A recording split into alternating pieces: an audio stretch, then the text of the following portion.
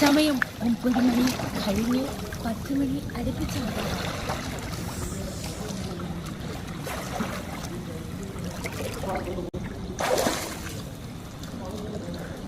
വൈബെന്ന് പറഞ്ഞാണല്ലോ എൻ്റെ മക്കളെ.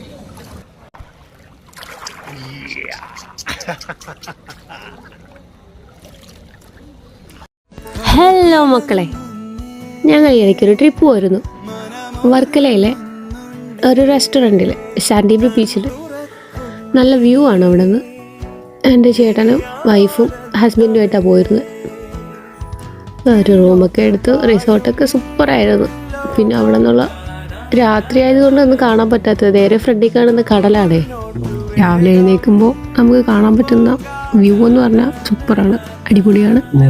ഞങ്ങൾ മാക്സിമം എൻജോയ് ചെയ്തിട്ടാണ് വന്നത്.